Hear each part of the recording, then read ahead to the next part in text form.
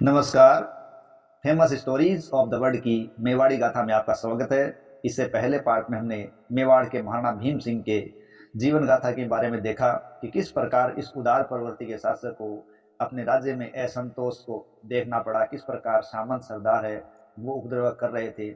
इसी प्रकार मराठों ने पूरे मेवाड़ को आक्रांत कर रखा था, लेकिन इस सबसे बड़े मेवाड़ के हालात खराब होते जा रहे थे और अब हालात बद से बदतर हो गए।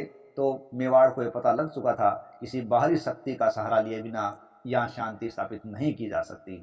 तो अब आगे इससे देखिए, आगे की कड़ी में देखो, अब मराठों के साथ साथ पिंडारियों ने भी मेवाड़ को अपना टारगेट बना लिया। देखिए, अब पिंडारी है वो लुटेरे थे और लूट खसोट करते हुए मेवाड़ की तरफ भी आने लगे थे। और पिंडारियों के समय ही 1807 में राजकुमारी कृष्णा कुमारी है उसका विवाद हुआ, जो कि भीम सिंह की पुत्री थी, और उसको लेकर जयपुर जोधपुर में संघर्ष हुआ और अंत में विवाद को खत्म करने के लिए अमीर खां पिंडारी के दबाव से कृष्णा कुमारी को जहर देकर मारा गया या उसने स्वयं जहर ले लिया। इस प्रकार की विवाद की स्थिति थी जो मेवाड़ पर एक धब्बा सा था। इस घटना के बाद अमीर खां पिंडारी ने मेवाड़ पर कुछ समय बाद हमला कर दिया और महाराणा को हराकर काफी धन प्राप्त किया।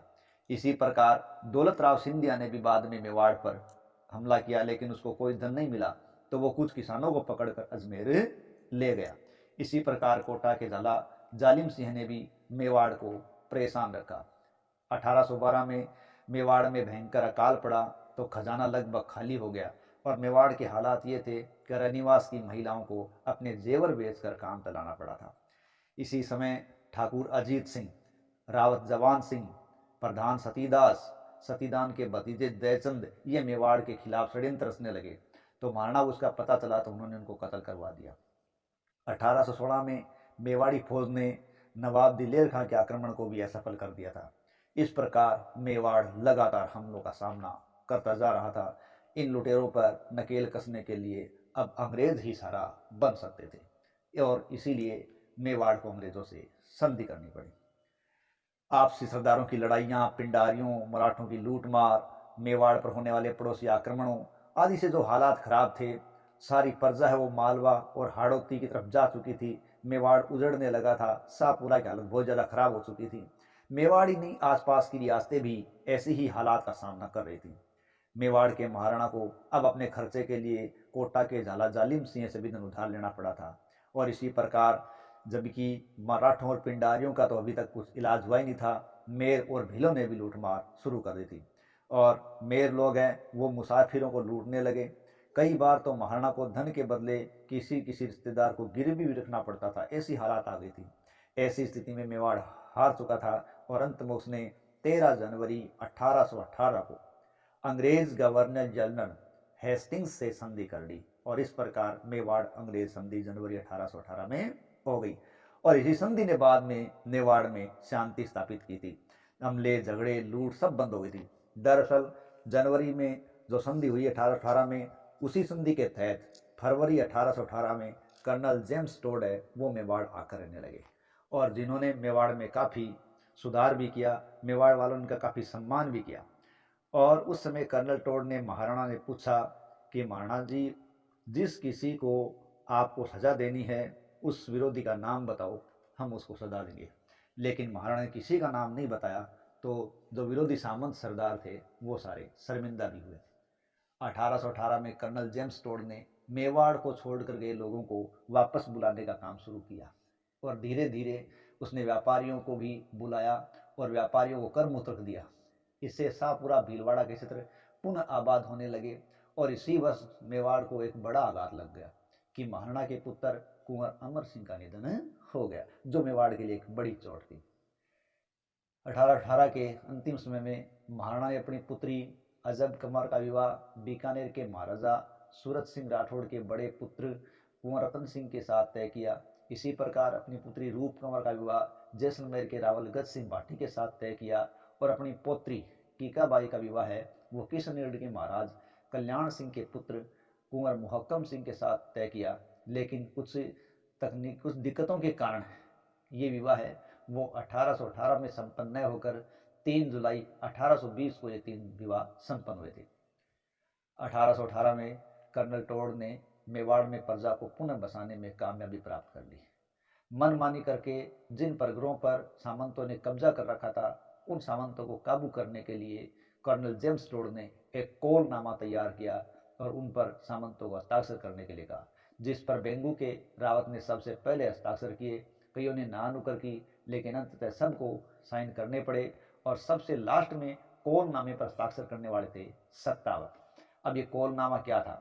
इस कोलनामे के अनुसार खालसा भूमि सभी सामंतों को छोड़नी होगी, तमाम लागत उनको छोड़नी होगी, चुंगी का हक केवल महाराणा के पास रहेगा, चोरी लुटेरों को रोकना होगा, यदि चोरी होती है तो उसके जिम्मेदार सामंत होंगे, हर्जाना भी वही भरेंगे, व्यापारियों को, बंजारों को, काफिलों को सुविधा दोगे और उनकी सुरक्षा भी करोगे, महाराणा की आज्ञा माननी पड़ेगी, प्रजा पर जुल्म नहीं किया जाएगा। जिन लोगों ने जागीर प्राप्त किए उन सरदारों को आवश्यकता पड़ने पर मेवाड़ की सेवा के लिए आना भी पड़ेगा।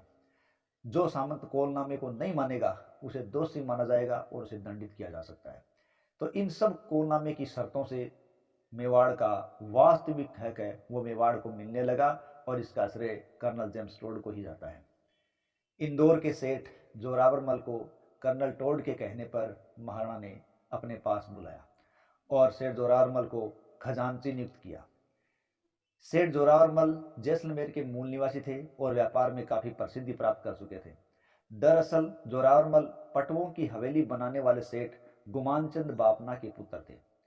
अब जोरावरमल ने उदयपुर में नए खेड़े बसा दिए, किसानों को सहायता दी, चोरों को दंडित किया, लुटेरों को दंडित किया और राज्य में शांति और व्यवस्था स्थापित कर दी। लेकिन इन्हीं 1818 में अक्टूबर के महीने में मेर लोगों ने उत्पात कर दिया। देखिए 1818 के अक्टूबर महीने के अंदर मेर जाति के लोगों ने मेवाड़, मारवाड़ और अजमेर के कई इलाकों में उत्पात मचाना शुरू कर दिया। अजमेर का इलाका संधि के द्वारा अंग्रेजों ने दौलताब सिंधिया से प्राप्त किया था और 1818 में इसी वर्ष अंग्रेजों ने नसीराबाद में एक छावनी भी स्थापित कर दी थी। इस प्रकार अंग्रेजों की नसीराबाद छावनी 1818 में स्थापित हुई।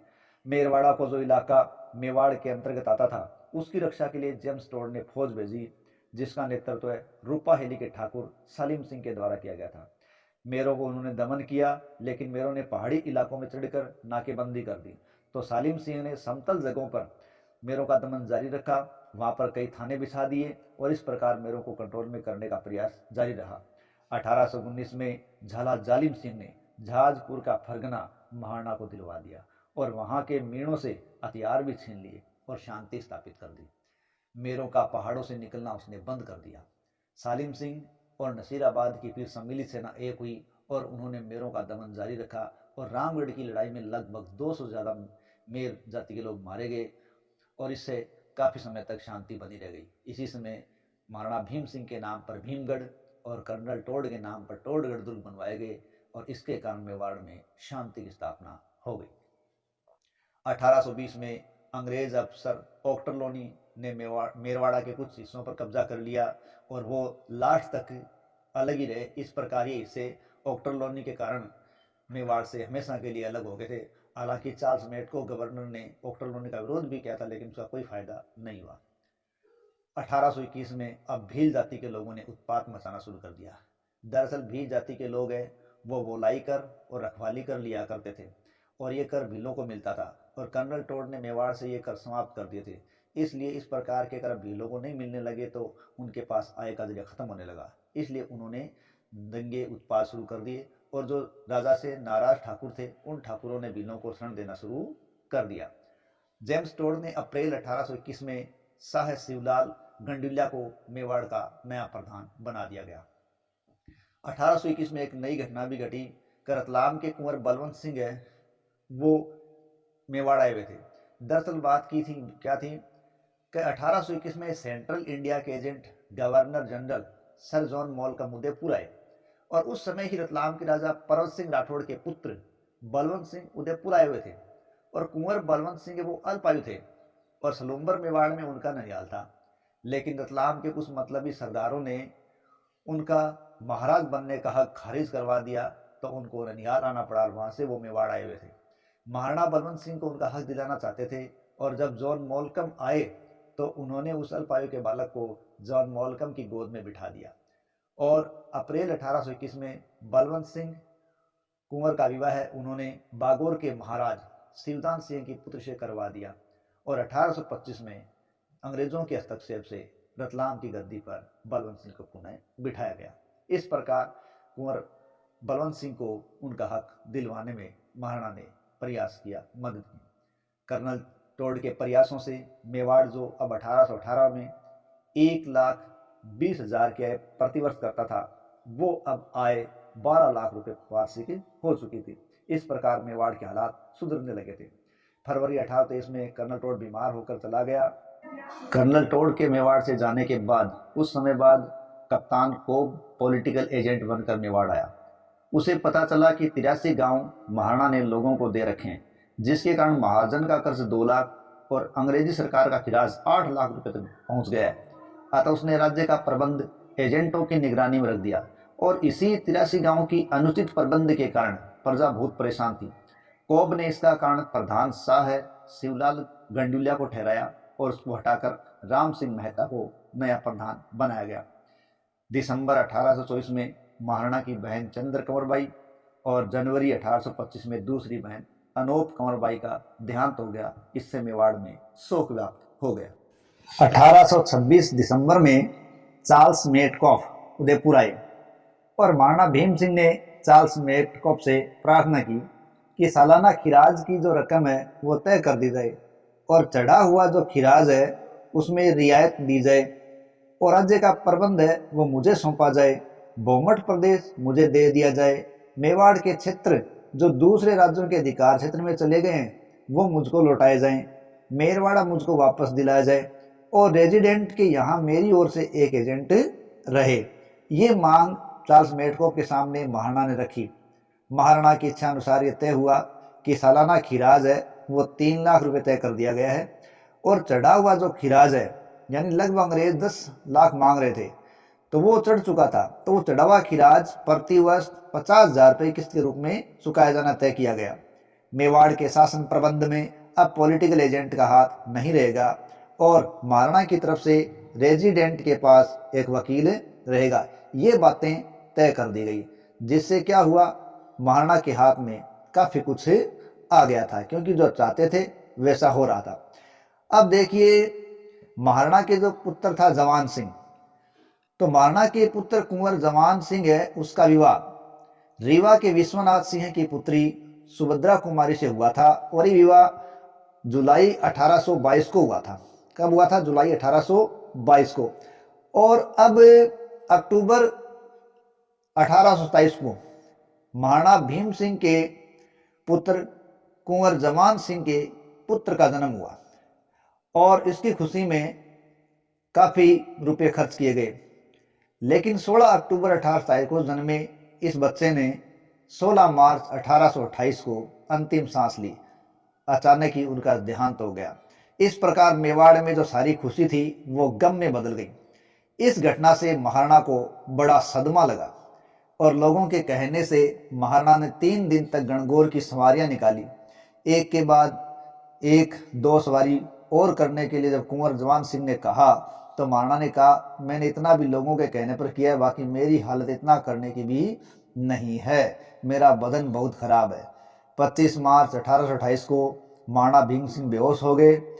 2-3 दिन बाद उनको होश आया, लेकिन फिर बेहोश हो गए और इस प्रकार 30 मार्च 1828 को महाराणा भीम सिंह का देहांत हो गया और 31 मार्च 1828 को पूर्णिमा के दिन उनका दाह संस्कार किया गया। महाराणा के देहांत पर उनकी दानशीलता की प्रशंसा करते हुए जोधपुर के महाराजा मान सिंह राठौड़ ने एक पद्य की रचना की थी। राणे भीम न रखियो दत्त बिन दिहाड़ो है, हाय गयंद देतो हता मुओ ने मेड़ा मेवाड़ो है। अर्थात मेवाड़ के महाराणा भीम सिंह ने जो दान दिया, उसके वो दान दिए बिना एक दिन भी खाली नहीं रहे। वे दान के यश रूपी शरीर से आज भी जीवित रह रहे हैं। मेवाड़ के महाराणा भीम सिंह के मरने के पश्चात उनके पुत्र जवान सिंह ने सत्ता संभाली।